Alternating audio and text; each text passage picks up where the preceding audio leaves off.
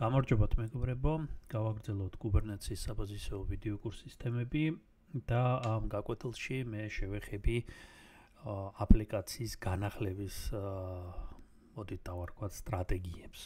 ესე იგი, ჩვენ წინა გაკვეთილზე გარკვეული Flask-ის პრიმიტიული აპლიკაცია შევქმნით, გავაკეთეთ deployment-ი, გავაკეთეთ როგორც სერვისი Kubernetes-ის გადმოსახედიდან, გავუშვით და დავარწმუნდით, რომ ის მუშაობს, დავარწმუნდით, რომ ყველაფერი, ესე იგი, ისია როგორც დავგეგმეთ, ასე ვთქვათ. მაგრამ აპლიკაციები რეალურ პროექტებში ხშირად იცვლება, პროგრამები ხშირად იცვლება, ხშირად ახლდება, ბაგები სწორდება, ასე ვთქვათ და ასე შემდეგ, ანუ ცვლილებებს განიცდის ამის თქვა მინდა. მაგრამ ჩვენ ამ ცვლილებას, როდესაც გავაკეთებ აპლიკაციის მხრიდან, ასევე ეს ცვლილება უნდა აისახოს deployment-ში, ანუ deployment-ის სახით Kubernetes-ის მხარეს წინააღმდეგ შემთხვევაში ეს ცვლილება დარჩება ლოკალურად ჩვენს კომპიუტერში თუნდაც, ან სხვა დეველოპერის კომპიუტერში და არ აისახება production-ში, ხო? ამიტომ მოდით ზუსტად აი ამით დავკავდეთ დღეს, განვაახლოთ აპლიკაცია და ვნახოთ თუ რა ნაბიჯები არის გადასადგმელი, რომ აისახოს ეს ცვლილება Kubernetes-ის მხარეს, deployment-ის მხარეს. პირველი ესე იგი რაც ჩვენ დაგვჭირდება, წინა გაკვეთილზე რაც ესე იგი გავუშვი მე ის ყველაფერი ძალაშია, ხო? ახლა მე მას გავუშვებ, მაგრამ ჩვენი სტრატეგია, ჩვენი გეგმა მოქმედების იქნება შემდეგნაირი. პირველ ნაბიჯზე აპლიკაციის აპდეიტი, რამეს დავამატებთ კოდს, ან შევცვლით, არ აქვს მნიშვნელობა, ახლა ამაზე არ არის იმდენად საუბარი. შემდეგ დავბილდოთ, აუცილებლად ბილდი უნდა გავაკეთოთ ახალი ტეგით. tag ხო, image-ს უნდა გქონდეს ახალი ტეგი, ამასაც გავივლით, ნახავთ. შემდეგ დავპუშოთ, ანუ ავტვირთოთ Docker Hub-ზე. შეიძლება სხვაგანაც, მაგრამ ჩვენ მაგალითებში Docker Hub-ს ვიყენებთ და Docker Hub-ზე ავტვირთავ, მე ჩემს user-ში, თქვენს user-ში. და შემდეგ უკვე Kubernetes-ის მხარეს იქნება ამ ცვლილებების შემოტანა, ასე ვთქვათ, და არსებული deployment-ის განახლება დავარქვათ, ხო, არსებული deployment-ის განახლება ახალი image-ის გამოყენებით, ხო, აი ეს რაც დაიპუშა Docker Hub-ზე. ახალი image-ი ჩვენ მას გამოვიყენებთ Kubernetes-ის მხარეს deployment-ის update-ში. პირობითად ასე დავარქვათ. update, ხო? საბოლოო ჯამში, როდესაც გამახორციელოთ ამ ოპერაციებს, დავათვალიეროთ, გავანალიზოთ, რა ხდება, რა პარამეტრები შეიცვალა შიგნით, ამას ყველაფერს დავაკვირდეთ და ბოლოს ყველაფერი ამოვშალოთ. Kubernetes-ის მხარეზეა საუბარი ისევ, სერვისი უნდა წავშალოთ, deployment-ი წავშალოთ და ასე შემდეგ. რაც არის. ეს არის ჩვენი პირობითი გეგმა. მოდით გადავიდეთ ახლა უშუალოდ ჩვენს აპლიკაციაში. მე გაშვებული მაქვს Docker desktop-ი. Docker desktop-ში, ჯერჯერობით minikube არ გამიშვია, ახლა გავუშვებ მას. და მანამდე მე შევალ აპლიკაციაში, აი ჩვენი სავარჯიშო აპლიკაცია, რომელიც დავწერეთ წინა გაკვეთილში, აი აქ მაგალითად რაიმე შევცვალოთ, იყოს ვთქვათ hello Flask-ის მაგივრად იყოს hello Kubernetes, ვთქვათ. რაღაცა აპდეიტია მოკლედ ჩვენს აპლიკაციის პირველი ნაბიჯი. გადადგმულია, რა თქმა უნდა, რეალურ პროექტებში ახლა ასეთ პრიმიტიულ აპდეიტებს არ აკეთებენ და უფრო სერიოზული ცვლილებებია, bug fix-ებია და feature-ებს ამატებენ და ასე შემდეგ, მაგრამ ჩვენ ახლა პროგრამირების კურსი არ გვაქვს, ჩვენ უბრალოდ გვაინტერესებს ეს ცვლილება სწორად როგორ გავსახოთ Kubernetes-ის მხარეს. ოკეი, აპლიკაცია მზად არის, შემდეგი ნაბიჯი არის აი ამის დაბილდვა და დაბილდვა სწორი ტეგით. მე შევალ Git bash-ში. აგერ არის ჩვენი Git bash-ი. შევალ ამ საკხალდეში, სადაც პროექტი მაქვს აუცილებლად. შეახსენებთ წინა გაკვეთილზე გამოვიყენეთ ვირტუალური გარემო, მაგრამ აქ უკვე აღარ გვჭირდება ეს ვირტუალური გარემო, ის პირველი საცდელი ნაბიჯისთვის იყო საჭირო ვირტუალურ გარემოს, ჩვენ აქ არ ვიყენებთ, ვინაიდან კონტეინერებში კონტეინერებში ვდებთ ამ აპლიკაციას. შესაბამისად, Docker-ს ვიყენებთ და Docker Desktop-ს პით ვუშვებთ. ახლა კი დავბილდოთ ჩვენი აპლიკაცია. ნუ მაგალითად აქ შეიძლება ვნახოთ ახლა ჩვენ ერთ-ერთი ესეთი მსგავსი ბრძანება გავუშვით, ხო? აქ მაგალითად history თუნდაც ხო, ისტორია რო გამოვიძახოთ წინა ბრძანებებს 0-დან რო არკრიფოთ ერთ-ერთ ბრძანებას დაინახოთ, რომელიც ეხება უშუალოდ დაბილდვის. აგერ არის. ეს არის დაბილდვის ბრძანება, აქ მაგალითად ტეგი ქონდა 1.0.0 latest ტეგი. ჩვენ ახლა გადავბილდოთ latest ტეგს მივუსადაგოთ ახალი ტეგი ვერსია 2.0.0. ორივე ტეგი გადავბილდოთ და პირდაპირ ავიღებ ასე. მოვნიშნე, რაც ნიშნავს კოპირებას და აქ git-bash-ში shift insert-ით ჩავსვამ ტერმინალში უკან. აქ მე მინდა მეორე ვერსიის გაწერა, ტეგი შეიცვალა და ეს მეორე ვერსია იქნება უკვე latest, ანუ 1.0.0 აღარ იქნება ასევე მიბუნი latest ტეგზე. ამას გაჩვენებთ კიდევ Docker Hub-ის მხარეს. არ დაგავიწყდეთ სწორად გაწერეთ username-ი თქვენი Docker Hub-ის, ეს ჩემი username-ია, თქვენი username-ი გაწერეთ სწორად, შესაბამისად ეს მომენტი არ დაგავიწყდეთ. დავიწყოთ დაბილდვა.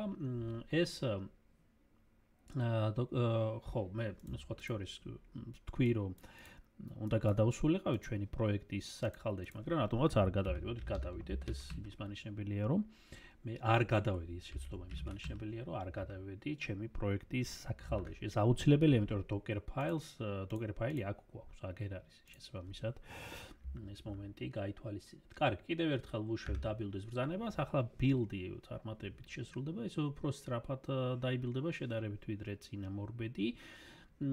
ვინაიდან უკვე კეშში იქნება აი გარკვეული პარამეტრები უკვე არის კეშირებული.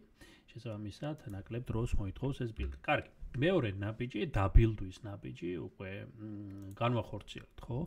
Docker images მაგალითად რომ ვნახოთ, აი გვაქვს latest არის მეორე ვერსია, არის პირველი ვერსია, რაც ეხება ჩვენს აპლიკაციას, Flask-ის აპლიკაციას. აი თუ დააკვირდებით latest tag-ის უკან images ID hash-ი ფაქტიურად ემთხვევა მეორე ახალი ვერსიის ID-ს. მაშინ, როდესაც პირველი ვერსიის hash-ი ID ფაქტიურად სხვა არის. latest-ის უკან იმალება ახლა 2.0.0 ანუ ახალი ვერსია. კარგი, შემდეგი ნაბიჯი არის უშუალოდ ატვირთვა. გაცრავად, ატვირთვა Docker Hub-ზე. და, შეგვიძლია აქაც ამოვიყენოთ ისტორია. თუ არ გახსოვთ ბრძანება, ისტორიაში შეგიძლიათ ნახოთ და აქ ეგერ არის push. ეს push მე მინდა ოღონ არა ასეთი დაფუშვა, სადაც მხოლოდ latest text ატვირთავს, არამედ ყველა ტეგის ატვირთვის ბრძანება მინდა გავუშვა. ანუ 2.0.0-იც უნდა იყოს ფიგურირებდეს ამ ატვირთვის პროცედურაში. all text ესეთი ალამით ჩვენ უთითებთ რომ ატვირთოს როგორც latest, ისე 2.0.0 ვერსია images. დავაჭიროთ Enter-ს, თუ უკვე დალოგინებული ხართ, ასე თქვა, თუ უკვე შესული ხართ, თავიდან აი ესე იმოქმედეს, არ მოგთხოვთ თავიდან რაღაც დალოგინებას, თუმცა თუ არ არის, თუ არ ხართ ავტორიზირებული თქვენს user-ში, GitHub-ზე საუბარი, მაშინ შეიძლება გარკვეული შეტყობინება გამოვიდეს და მე წინა გაკვეთილზე ამაზე ვისაუბრებ. ნახოთ ახლა პრინციპში მეორე ვერსია images აიტვირთა თუ აქ განვაახლებთ ამ გვერდს. თქვენი user-ის გვერდი, აი ვნახავთ რომ მეორე ვერსია ტეგის აქ არის და პრინციპში ტეგების განყოფილებაში თუ გადავალთ და აქაც იგივე სიტუაცია იქნება. ID ამ ტეგის, ხო, ამ ჩვენი ბოლო images და ემთხვევა latest-ის ID-ს, აგერ არის 64, ანუ latest გადავაწერეთ თავზე ფაქტიურად და ვერსია 1.0.0 უკვე მოძველებულად ითვლება. კარგი, აქ სავარაუდოდ არაფერი ისეთი უცხო თქვენთვის არ უნდა ყოფილიყო. ახლა კი მოდით გადავიდეთ Kubernetes-ზე და ჩვენ მე უნდა გავუშვა Minikube, იმიტომ რომ Minikube-ის სავარჯიშო ეს გარემო არ მაქვს გაშვებული ამ ეტაპზე, Minikube start. ეს ბრძანება ვიცით. მან და ჩვენ ქონდა deployment-ით, service-ით, რომელიც უკვე აწყობილია და ავტომატურად უნდა ამოქოქოს ყველა ეს service-ი, pod-ი, ერთ node-ში, მოკლედ ამ ყველაფერს ავტომატურად Kubernetes-ი აწყობს. მოდით ნახოთ რა სიტუაცია გვაქვს ახლა kubectl get svc მოგვცემს service. ერთი არის სისტემური სერვისი, ჩვენ ამაზე ბევრჯერ ვისაუბრეთ უკვე, ავტომატურად მოყვება ის Kubernetes-ის კლასტერს. მეორე არის ჩვენი სერვისი, რომელიც აი წინა გაკვეთილზე ფაქტიურად ავაწყოთ და გავშვით. ის არის load balancer ტიპის, რაც მანიშნებელია იმის, რომ თუ ჩავთვალოთ ტუნელირებას Minikube-ის კონტექსტში, მაშინ ჩვენ შეგვიძლია პირდაპირ მივაკითხოთ localhost-ს ამ პორტზე და მივიღებთ გარკვეული აპლიკაციის წინამორბედი ვერსიის პასუხს. მოდით ვნახოთ ეს ყველაფერი. kubectl getbots ჯერთი პოდები გაშვებულია, 6 წალი პოდია, ძალიან კარგი. ჩვენი აპლიკაციის 6 პოდი მუშაობს. ახლა მე შეგახსენებთ რომ ისათვის რომ ჩვენ ბრაუზერში ვნახოთ Minikube-ის კონტექსტში ეს ამ აპლიკაციის მუშაობა, აუცილებელია ტუნელის გახსნა და ჩვენ ამაზეც ვისაუბრეთ, თქვენს პარალელურ ფანჯარაში, ტერმინალის პარალელურ ფანჯარაში გავუშვით ტუნელირება. Minikube tunnel, ხო, ესეთი Minikube ოღონდ სწორად დავწეროთ. Minikube tunnel და ტუნელი ჩაიქცეთ. ეს არ დაკეტოთ და ეს ფაქტიურად გვაძლევს საშუალებას იმისა, რომ ახლა მივიდეთ აქ ბრაუზერში localhost და მივმართოთ 55 პორტს და დავინახავთ აქ არის ბატონო ჩვენი აპლიკაციის მუშაობის შედეგი, ხო? გარკვეული პოდიდან დაგვიბრუნა პასუხიარო Flask, ეს წინამორბედი, ანუ პირველი ვერსიის იმიჯზეა საუბარი. თუ განვაახლებთ აქ დავარეფრეშებთ, ჩვენ მივიღებთ სხვადასხვა პოდისგან და 6 ძალია ჩემს შემთხვევაში, თქვენ შემთხვევაში შეიძლება მეტი იყოს ან ნაკლები, ანუ სხვადასხვა პოდი გაგვცემს პასუხს ესე იგი ამ აპლიკაციის მუშაობის შედეგად. ეს ყველაფერი ჩვენ წინა გაკვეთილზე ავაწყეთ, ახლა ჩვენი ამოცანა ის ცვლილება, რომელიც შევიტანეთ აპლიკაციაში, გადავბილდეთ და ავტვირთეთ, ავფუშეთ Docker Hub-ზე, ავსახოთ ამ Kubernetes-ის კლასტერში, ხო? და როგორ შეიძლება ეს გააკეთდეს? პირველ ნაბიჯად მე მაგალითად დავწერდი ასეთ ბრძანებას და ეს ბრძანება გამოგვადგება ცოტა ხანში, მაგალითად ასეთ ბრძანებაზეა საუბარი kubectl rollout status deploy და ჩვენ გვაქვს როგორი deployment-ი, აი ესეთი deployment-ი გვაქვს, ხო, სახელად ხო, აი ესეთი მოდით ბარემ შევამოწმოთ. kubectl deploy get deploy, ხო, get and deployment უფრო ვართო თუ მინდა. ეგერ არის ჩვენ deployment-ის სახელი, თქვენ შეიძლება deployment-ის სახელი განსხვავებული კონდეთ შეამოწმეთ მაინც თუ არ გახსოვთ. kubectl get deploy და შემდეგ წერთ ამ ბრძანებას kubectl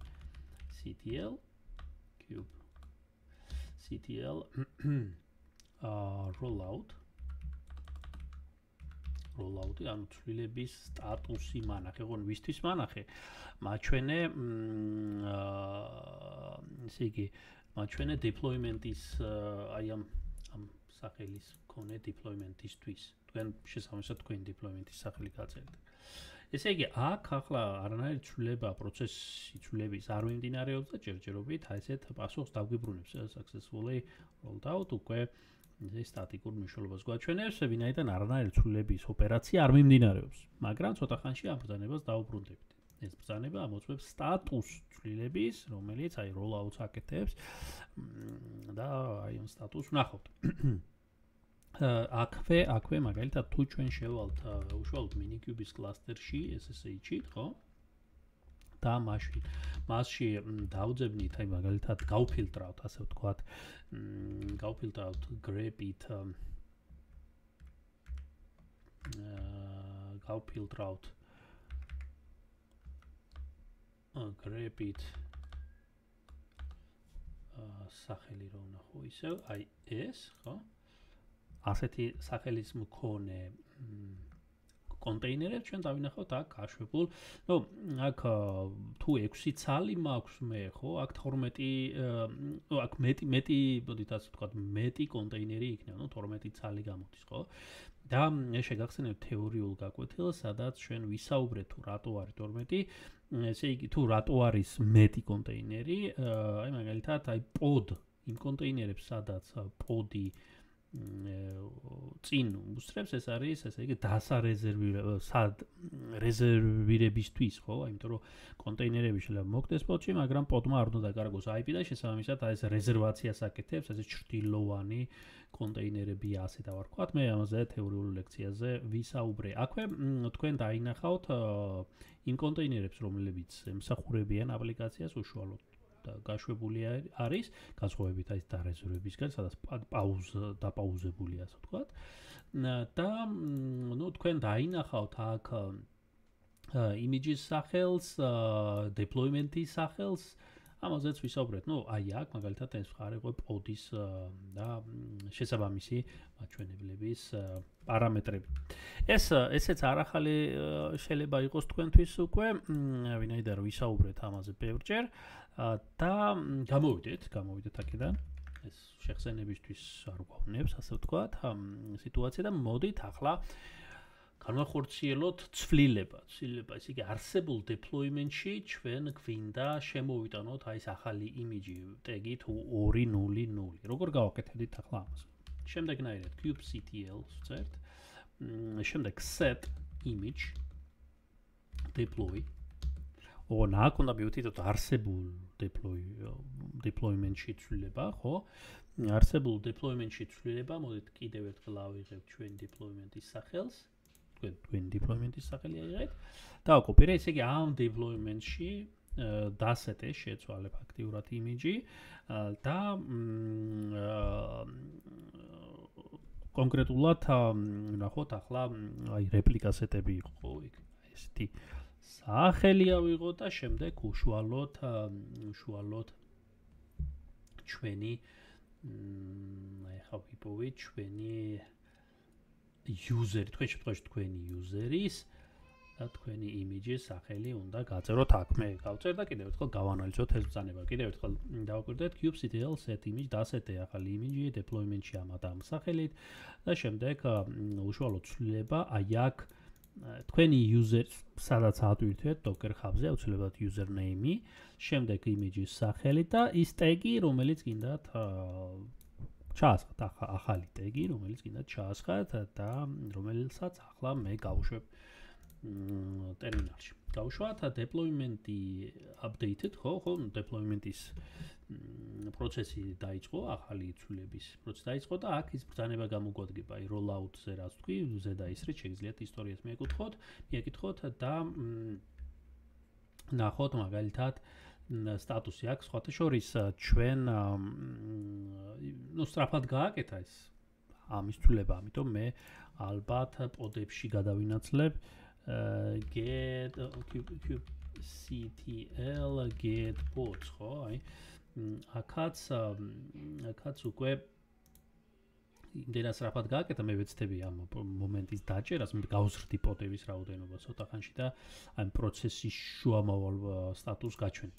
ნუ, ყოველ შემთხვევაში ცვლილება როგორც ასეთი განხორციელდა, თუ ჩვენ გადმოვალთ ახლა ბრაუზერში და განვაახლებთ, დააკვირდეთ რა მოხდა?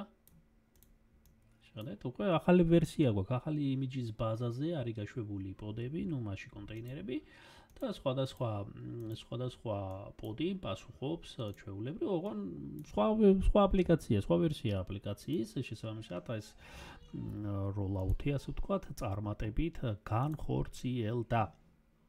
მოდით ნახოთ უშუალოდ შიგთავსი ახლა, რათა მივხვდეთ როგორ გამოიყურება ცვლილების შემდეგ, მაგალითად ჩვენ deployment kubectl deploy ან deployment, უბრალოდ ცლად თუ გინდათ. შემდეგ სახელი რაღაც სულ მავიწყდება. აგერ არის ჩემი deployment-ის სახელი. და ნახოთ მასში ოღონდ describe მინდა ხო deploy කියන describe აღწერა ამ deployment-ის და შეგნით ჩავიხედოთ აბა რა ხდება. აქ ხედავთ ესე იგი სახელი ჩვეულებრივ აქ რამდენი რეპლიკა უნდა იყოს, რამდენი ცალი პოდი ფაქტიურად. ეს ყველაფერი არის ცვლილება, მაგრამ აი ამ ცვლილებებს ხედავთ, აი ამ გაყოფილებაში შეხედეთ, იმიჯი უკვე სულ სხვა არის, სხვა ტექსტ შეიცავს. ეს deployment-ი ფაქტიურად სხვა ტექსტ შეიცავს. ეს ყველაფერი მოხდა rolling update-ით, აი ესეთი სტრატეგიით, განახლებით ერთი ჩართო, ერთი გამორთო, ასე ვთქვათ, ამას კიდევ ალბათ ცალკე ავხსნი. სტრატეგიები არსებობს deployment-ისთვის და აი all the replica sets, აი replica set-ების ძველი მაჩვენებელი არის აი აქ, დააკვირდით, აქ განსხვავდება replica set-ის ID, ახალი new replica set-ის ID-სგან ხედავთ. აქ 0 პოდია, ახლა გაშვებული აქ 6, ხო? და აქ თვითონ პროცესი ამ განახლების, ხო, რომელი გაითიშა scale down, რომელი გამოიწია, ასე ვთქვათ, ჩაერთო, უხეშად რო ვთქვათ და მივიღეთ ასეთი ცვლილება. კიდე რა შეიძლება დავამატოთ აქ პრინციპში. ახლა მე არავინ ხელს არ მიშლის თუ ვთქვათ არ მომწონს ეს ძველი ახალი ვერსია, რაღაცა ბაგი გაგვეპარა რაღაცა, არავინ ხელს არ გვიშლის, ჩვენ დავაბრუნოთ ის deployment-ი ძველ ვერსიაზე, ხო? აი ახლიდან ძველზე, მაშინ იგივე ბრძანებას ვიღენებ set image deploy და ასე შემდეგ, ხოლო აქ უთითებთ იმ ტექსტს, ან იმ იმიჯის სახელს, რომელიც გინდათ და deploy-ოთ, ხო? შეცვალოთ, ხო? ამიტომ არანაირი პრობლემა მაშიც არ არის და აი rollout სტატუსი რო ვნახოთ, აი სტატუსში ცოტა გამოვიჭირე როგორ აკეთებდა rollouts, გარკვეული პროცედურები განახორციელა, პოდებს თუ ვნახავთ, აქ უკვე მოასრო ყველაფრის ახალი პოდების გაშვება, ძველები მოკლა, ასე ვთქვათ, ხო და terminate. ხო ისე და ისე თუ გადმოვალ ბრაუზერში, განვაახლებ, ხედავ ისევ ძველ ვერსიას აპლიკაციის, ხო, იმიტომ რომ იმიჯი შევცვალეთ და თუ დაგჭირდათ rollback-ი, თქვათ რაღაცა თუ მოხდა, შეგიძლიათ აი ეს გამოიყენოთ. კიდევ რა შეიძლება აქ დავამატოთ, ესე იგი, მოდით ავიღოთ მასშტაბირება გავაკეთოთ, ხო? აი მასშტაბი გავზარდოთ, მაგრამ ეს ბრძანებაც გავიხსენოთ. kubectl scale, როგორც გახსოვთ ეს ცვლის მასშტაბს, ან რაოდენობას პოდების. აქ ისევ და ისევ მე მინდა deployment-ის სახელი, რომელსაც დავაკოპირებ, flask აი ესე.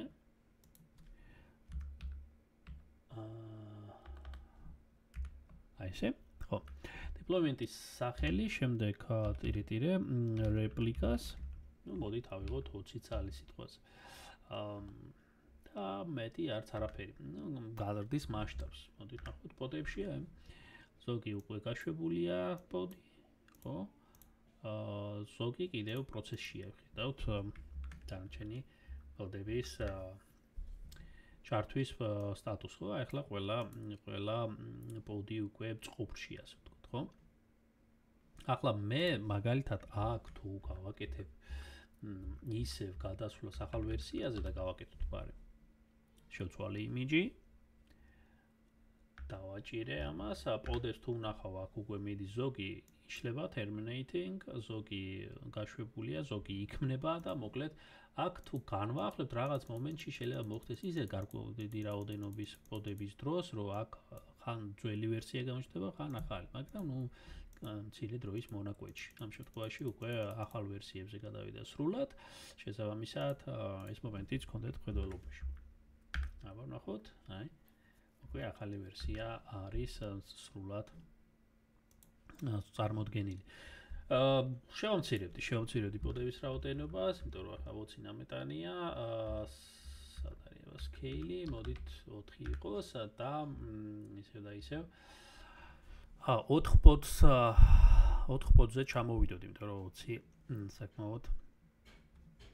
საკმაოდ ბევრი, ისედაც საჩვენებლად საკმარისია ნაკლები. ოკეი, 4 ცალი პოდი გვაქვს, სერვისი პრინციპში მუშაობს load balancer ტიპის, პირდაპირ მიმართეთ ოღონ ტუნელი არ დაგავიწყდეთ, ხო? და ახლა მაგალითად გვინდა სწორად წავშალოთ ეს ყველაფერი, როგორ გავაკეთებდით, ხო? ეს აღარ გვინდა. ну, ესე იგი პრინციპი იგივეა, აპლიკაციას კიდევ თუ განაახლებთ, ისევ და ისევ კოდი ნახდება, შემდეგ build out, ახალი ტეგით, push out. აი რაც გავაკეთეთ ამ გეგმის მიხედვით. განახდა აპლიკაცია, დაბილდეთ, ახალი ტეგი დაპუშეთ, სადაც რეპოზიტორი გაქვთ, არა სავალდებულო docker hub-ი იყოს. შემდეგ უკვე იწყებთ deployment-ის updates, აი რაც გაჩვენეთ და შეგიძლიათ სტატუსი rollout-ით შეამოწმოთ, ხო? თუ საჭიროა შეგნით შეძვრებით, pods ნახავთ, deployments ნახავთ სხვადასხვა პარამეტრებზე და მოდით ახლა წაშლა ნახოთ, ხო? როგორ ხდება? ну, სერვისის წაშლა, სერვისი ჩვენ გვაქვს load balancer ტიპის kubectl get svc ან service შეგიძლიათ დაწეროთ, ხო? აგერ არის ეს ჩვენი სერვისი. load balancer ტიპის ამადამ IP-ზე შესაბამის პორტზე ამ შემთხვევაში. და მოდით kubectl წავშალოთ სერვისი delete svc და აი სერვისის სახელის მითითება არის აქ საჭირო.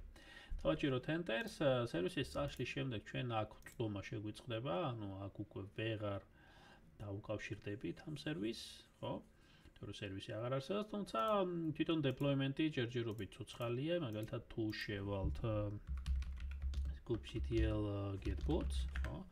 ნახავთ პოდებს, ამ პოდებს ახლა თუ minikube-ში და შეგნით SSH-ით შევალდა კონკრეტულ IP-ს მივაკითხოთ, მოდით ნახოთ, ესეც გავიხსენოთ. get pods -o-white, ხო? ეს გვაძლევს ამ პოდებს თავისი შიდა IP მისამართებით და ჩვენ შეგვიძლია ფაქტიურად სერვისის გარეშე მივაკითხოთ ამ აპლიკაციას კონკრეტულ პოდზე შემდეგნაირად minikube SSH, ხო?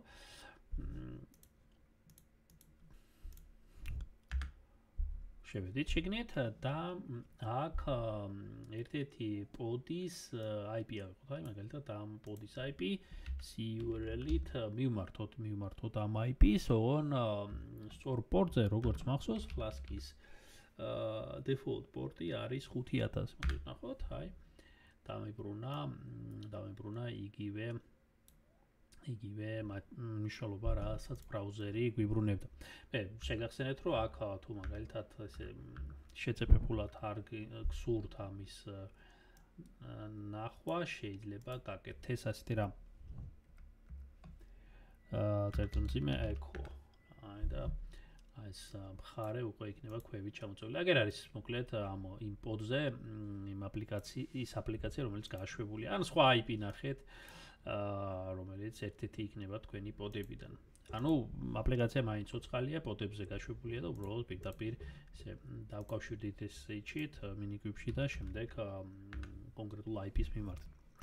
ახლა წავშალოთ ბარემ ეს deployment-იც, სწორად დავასუფთავოთ kubectl delete deploy და deployment-ის სახელი იქნება, ну, იგივე სახელი მაქვს მე, რაც სერვისის სახელი იყო და რაც დანარჩენი მაჩვენებლების და ასეთი ბრძანების გაშვების შემდეგ kubectl get pods-ში მე უკვე წესიდარიგით პოდები არ უნდა მქონდეს, ვინაიდან deployment-ი ამოუშალე და მეტი ისინი აღარ მოიძებნება, ხო, ამ კონკრეტული აპლიკაციისთვის. საბოლოო ჯამში შეგიძლიათ ტუნელიც გათიშოთ Ctrl+C-ით და ტუნელირებაც აღარ გჭირდება, რომ სერვისი არ გვაქვს, პოდებიც არ გვაქვს, deployment-ი წავშალეთ და მოკლედ ასე გავასუფთავეთ ჩვენი სამუშაო კარე.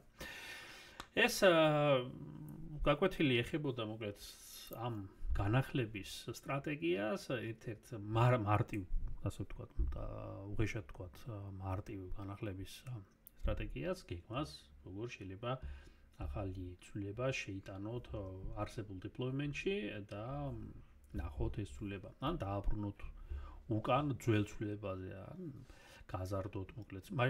ერთი მეორეს ხელს არ უშლის მასშტაბირება, მithumetes არ უშლის ხელს, მაგრამ მაგრამ ყველაფერი ეს ჩვენ გავაკეთეთ ვიზუალურად. ახლა შემდეგ გაკვეთილზე მე ვეცდები გაჩვენოთ უკვე კოდით როგორ შეიძლება ამის გაწერა, გარკვეული ტემპლეიტებით, ყალიბებით, ასე ვთქვათ და როგორ კეთება რეალურ პროექტებში, დიდ ესე იგი პროექტებში ასეთი ტიპის მართვა Kubernetes-ში.